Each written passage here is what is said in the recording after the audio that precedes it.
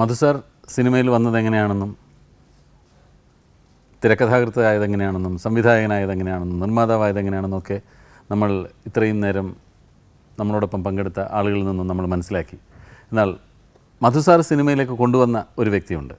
നമുക്കെല്ലാം പ്രിയങ്കരനായ നടനാണ് അദ്ദേഹം. മധു സാറിൻ്റെ വളരെ അടുത്ത സുഹൃത്തുമാണ്. ഈ വേദി പങ്കിടാൻ ഇന്ന് ഇവിടെ എത്തിയിട്ടുള്ള ആ പ്രിയങ്കരനായ നടനെ ഞാനിത് സ്നേഹപൂർവ്വം വേദിയിലേക്ക് ക്ഷണിക്കട്ടെ. Shri T P Madhavan.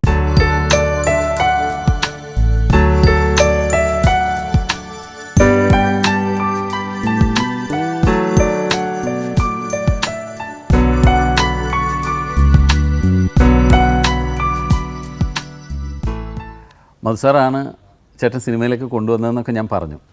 അപ്പോൾ അതെങ്ങനെയാണെന്നുള്ളത് ചിലപ്പോൾ ആളുകളെല്ലാവരും എനിക്കറിയാം, എന്നാലും ഇതറിയാൻ ചിലപ്പോൾ ആളുകൾക്ക് ആഗ്രഹമുണ്ടാവും അല്ലേ?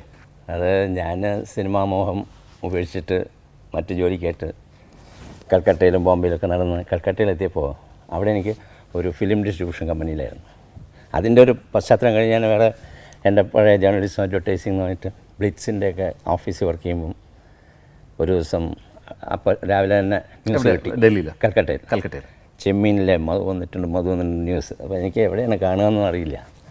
അങ്ങനെ നിമിത്തം എന്ന് പറഞ്ഞാൽ ഞങ്ങൾ സാധാരണ എല്ലാവരും മലയാളികൾ വലിയ വലിയ എക്സിക്യൂട്ടീവ്സ് എല്ലാം ഉണ്ടെന്ന സ്ഥലമുണ്ട്.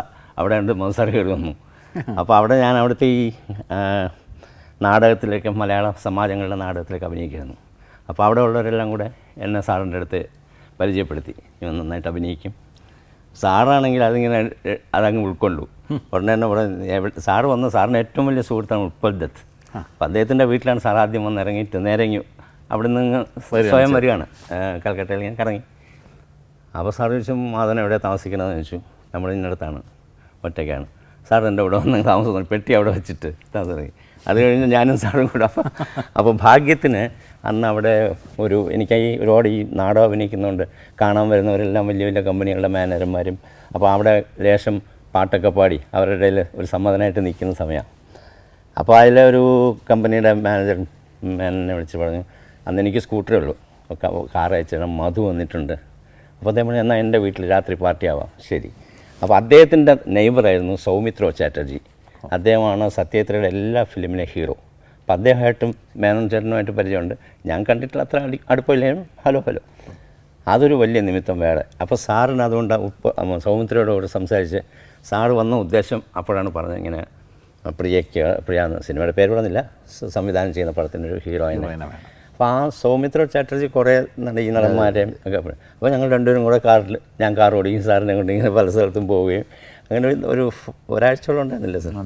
ഒരു ലവ് അറ്റ് ഫസ്റ്റ് സൈറ്റ് എന്നൊക്കെ പറയുമ്പോൾ ഫ്രണ്ട്ഷിപ്പ് ഇല്ല, അത് നിമിത്തമായിരുന്നു. അപ്പോൾ അത് ഞാൻ നിമിത്തമാക്കി. കാരണം വെച്ചാൽ അത് കഴിഞ്ഞ് അപ്പോൾ അവരൊക്കെ പറഞ്ഞെങ്കിലും ഞാൻ സാറും അങ്ങനെയൊന്നും മിണ്ടിയില്ല അറിയാമെന്ന്. അത് കഴിഞ്ഞ് അത് ഒരു ഭാഗ്യത്തിൻ്റെ ഇതാണ്. ഞാൻ ബാംഗ്ലൂർ വന്നു. ബാംഗ്ലൂരിൽ നിന്ന് ഞാൻ ഒരു ചെറിയ അഡ്വർടൈസിങ് ഷോപ്പ് എന്നേ പറയാൻ നോക്കുള്ളൂ, ഈ ഡിസൈൻസൊക്കെ വരയ്ക്കാൻ. ചെയ്യുന്ന ഒരു ദിവസം കൊണ്ട് വൈകിട്ട് എൻ്റെ ഫ്ലാറ്റിൻ്റെ അവിടെ എഴുത്ത്, മധു സാർ വന്നിട്ടുണ്ടെന്ന് വേറൊരാൾ എഴുതി ചെയ്യുക. നോക്കിയാൽ ഒരു ഹോട്ടലിൽ പോയിരിപ്പുണ്ട്. അത് ഞാൻ എൻ്റെ നേരെ ഫ്ലാറ്റിൽ വന്നു. അപ്പോൾ ഞാൻ രണ്ട് പടം എടുക്കുകയാണ്, കാമം ക്രോധമോ. അത് അന്ന് ബാംഗ്ലൂർ കർണാടക ഗവൺമെൻറ്റാണ് ആദ്യമായിട്ട് ഏത് ഫിലിമിനും സബ്സിഡി ഇന്ത്യയിൽ കൊടുക്കുന്നത്. അപ്പോൾ അതൊക്കെ to take advantage of that sir അവിടെ വന്നു. സാർ എൻ്റെ കൂടെ തന്നെ താമസം തുടങ്ങി. അപ്പോൾ ഇങ്ങനെയാണ് കഥ, ഇതൊക്കെ ഇങ്ങനെ പറഞ്ഞു. PR ചന്ദ്രൻ്റെ കഥകളാണ്. ഞാനിങ്ങനെ സാറിനെ കൊണ്ട് നടക്കും. അപ്പോൾ മുഴുവൻ ഒരു 1.5 മാസം അതിൻ്റെ കാര്യങ്ങളായിരുന്നു. എനിക്ക് അതിനെ പറ്റി ഒന്നും അറിഞ്ഞു. സാറ് പറയുന്നിടത്തൊക്കെ പോവുക വരിക അങ്ങനെ. അപ്പോൾ അതിനകത്ത് ബാംഗ്ലൂർ വെച്ച് ഷൂട്ട് ചെയ്യാതിരുന്നത് സാർ മൈസൂരിലാക്കി. അപ്പോൾ ഞാൻ വിചാരിച്ചു കഴിഞ്ഞാൽ അതൊക്കെ പോയി അഭിനയിച്ച് നമ്മുടെ ബിസിനസ്സും പോവും, അറിഞ്ഞുള്ള താഴെപ്പുറത്തേക്കുള്ളൂ. ഇല്ലല്ല വന്നേ വെക്കുമെന്ന് പറഞ്ഞു. അങ്ങനെ അവിടെ പോയി സാറിൻ്റെ കൂടെ തന്നെ അവിടെയും താമസിച്ചു. അങ്ങനെ തന്നെ ആദ്യത്തെ സിനിമയിൽ വന്നു. പിന്നെ എല്ലാം എന്നെ ഇതുവരെ കൊണ്ടുവന്ന സാറാണ്. കാരണം സാറിൻ്റെ എല്ലാ പടത്തിലും ഞാൻ അഭിനയിച്ചിട്ടുണ്ട്.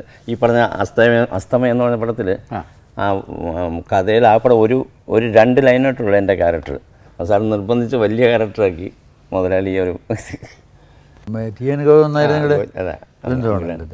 അദ്ദേഹം ഒരിക്കൽ പറഞ്ഞാൽ ചുമ്മാ അവൻ അവിടെ ബിസിനസ് നടത്തി വല്ല രക്ഷപ്പെട്ടുകൊണ്ടിരുന്നവനെ പിടിച്ച് സിനിമയിലാക്കി ഇല്ലാതാക്കിയില്ലേ എന്ന് പറഞ്ഞു.